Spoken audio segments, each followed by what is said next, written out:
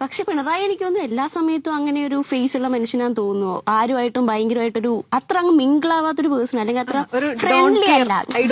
നമുക്ക് അങ്ങോട്ട് അപ്രോച്ച് ചെയ്യാൻ വേണ്ടിയിട്ട് എനിക്ക് തോന്നുന്നു ബാക്കി പൊളിറ്റീഷ്യൻസിനെ വെച്ച് നോക്കുമ്പോഴത്തേക്കും ഇപ്പൊ സതീശന്റെ അടുത്തൊന്നും പോകുമ്പോൾ എനിക്കാണെങ്കിൽ ഇപ്പൊ പേഴ്സണലി എനിക്കാണെങ്കിൽ ഞാൻ ഇപ്പൊ സതീശനെ കാണുവാണെങ്കിൽ എനിക്ക് തോന്നുന്ന ഒരു ഫീലും പിണറായി വിജയനെ കാണുമ്പോൾ എനിക്ക് തോന്നുന്ന ഫീലും ഡിഫറെന്റ് ആയിരിക്കും തോന്നുന്നു. കുറച്ചുകൂടെ അപ്രോച്ചബിൾ ആണ് സതീശൻ.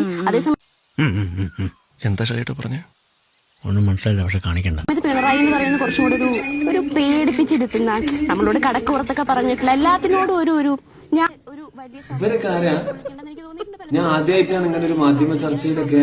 ഇത് മാധ്യമ ചർച്ച തന്നെയാണ്. അത് ഇത് മാധ്യമ ചർച്ച തന്നെ.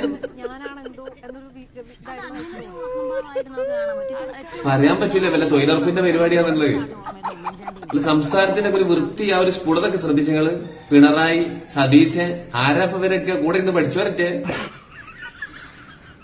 സംഭവം ശരിയാണ്. അങ്ങോട്ടും ഇങ്ങോട്ടും പരാതിയും പരിഭവങ്ങളൊക്കെ പറഞ്ഞോളി. ഒരു ചെയ്യുന്ന തെറ്റും അല്ലെങ്കിൽ ഒരു സമൂഹത്തിന് ഉണ്ടാക്കിയിട്ടുള്ള എല്ലാ പ്രശ്നങ്ങളൊക്കെ പറയാ. പക്ഷെ നമ്മളൊക്കെ ആരാണ് അവര്? നമ്മുടെ സ്റ്റേറ്റ് ഭരിക്കുന്ന ആളുകളല്ലേ. ആ പ്രായത്തിനെങ്കിലും ഇത്തിരി ബഹുമാനിക്കണ്ടേ? സതീശൻ സാറെന്നും പിണറായി സാറെന്നും പറയണോണ്ട് എന്താണ് തെറ്റ്? ഇപ്പൊ ഞാൻ പറഞ്ഞപ്പോ നിങ്ങള് പറയാം എന്താ മഹാത്മാഗാന്ധി ഏട്ടാന്നാണ് നമ്മൾ വിളിക്കലെന്ന് ചോദിക്കും, അല്ലെങ്കിൽ ഭഗത് സിംഗ് ചേട്ടാന്നാണ് വിളിക്കലെന്ന് ചോദിക്കും. അങ്ങനൊന്നും അല്ല വിളിക്കലും. എന്നാലും ഒരു മര്യാദ ഇല്ലേ? പിണറായി സാറിനെ അപ്രോച്ച് ചെയ്യാൻ കുറച്ച് ബുദ്ധിമുട്ടാണ്. സതീശ് ചേട്ടൻ അങ്ങനല്ല എന്ന് പറഞ്ഞതിൽ എന്താ പ്രശ്നം? ഇത് സത്യം പറഞ്ഞു കഴിഞ്ഞാൽ ഈ വാർത്താ ദാരിദ്ര്യം ഏട്ടാ. എന്തെങ്കിലുമൊക്കെ വാർത്ത ആയിട്ട് എന്തെങ്കിലുമൊക്കെ ആരെങ്കിലുമൊക്കെ സെൻഡ് ചെയ്ത് കൊടുക്കുക എങ്ങനെങ്കിലും ഒരു ദിവസം. അതിന് വല്ല പരല് ചത്തതായാലും വേണ്ടില്ല. എന്നാലും ഇങ്ങനത്തെ ഓർന്ന് കാണേണ്ടി വരില്ലല്ലോ.